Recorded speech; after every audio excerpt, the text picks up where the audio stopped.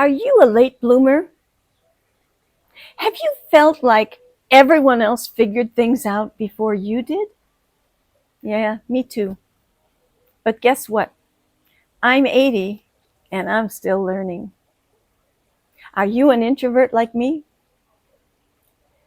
We're just late bloomers, and that's actually a superpower. Now that I'm getting older or have gotten older, I have the freedom to admit that I'm a late bloomer and that it's actually kind of wonderful. For a long time, I thought being a late bloomer was bad, like somehow I'd missed the boat. I'd watch people in their 20s and 30s launching businesses, building careers, racking up accomplishments, like it was some kind of race. And I'd think, well, guess I missed my shot. But I didn't. I just wasn't on their timeline. And if you've spent your life exploring many paths, feeling behind, or wondering if you'll ever arrive, this conversation is your gentle reminder you're not left behind. You're just blooming on your own timeline. Hi, I'm Kate. I'm an introvert expat living in Indonesia, and I make videos about living the best life you can, whether you're an introvert, an extrovert, an expat, a retiree, a digital nomad, whatever. See, for introverts like me, and maybe you too, things often take a little longer.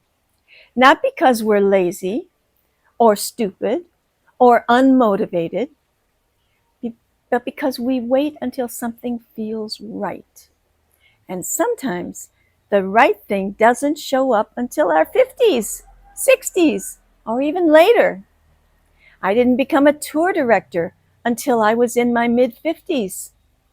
And I didn't even know when I did that what a big effect tour directing would have on my life. And then I didn't start making YouTube videos until I was almost 80. Yep, I'm a late bloomer for sure, and I wouldn't trade it for anything. Because here's the thing about blooming late. When you do, you've had time to learn a lot about yourself. You've weathered storms. You've seen what doesn't work. And you've built the kind of resilience that's hard to shake. And let's be honest, some of the people who bloomed early, they may have wilted early as well. I don't want to say anything bad about anyone I knew in high school, but at my 50th high school reunion, let's just say that there were several who bloomed too early and had completely wilted by then. Not all of them, of course, but some. They had climbed their mountains fast, but by that time, they were wondering what could life still hold in store for them. Meanwhile, we late bloomers were just getting warmed up.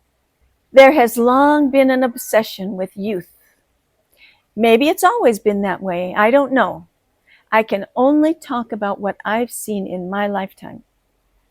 The idea seems to be do everything young, succeed fast, peak early.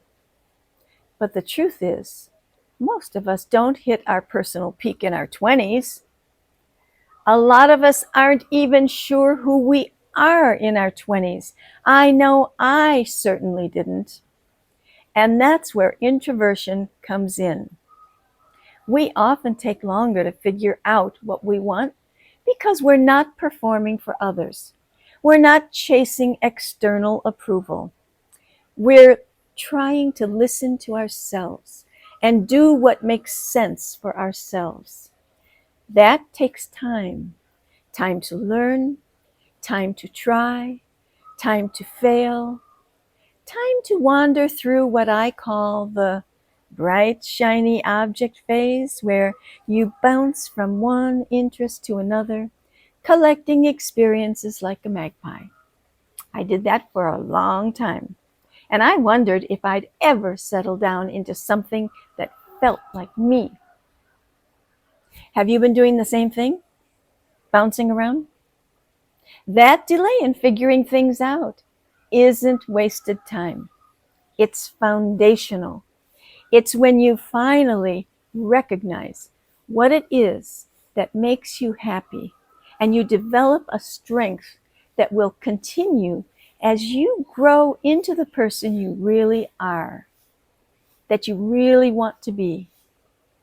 Because when you finally find your thing, whether it's painting, mentoring, writing, gardening, volunteering, filming YouTube videos, you bring all of that with you.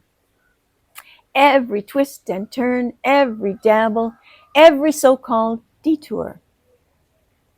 At that point, you don't show up as a beginner. You show up as a seasoned human with layers, and people can feel that. That's why I think late bloomers have a special kind of power. We've got perspective. We've got stories from so many experiences. We've lived long enough to know that perfection is a myth and that showing up authentically is way more interesting anyway. So if you're sitting there thinking, oh, it's too late for me to start something new, throw that idea as far as you can. It's not too late. It might actually be just the right time. You've got wisdom now. You've got patience, I hope. And maybe for the first time, you've got the confidence to do something, not because it's impressive, but because it feels good to you. And that's the sweet spot. So start the novel, take the dance class, launch the YouTube channel, write the memoir, start the garden, or just start being more yourself. You don't need to become a master. You don't need to have a 5-year plan. You just need to follow the tug of your curiosity and see where it leads. Because blooming late isn't blooming wrong.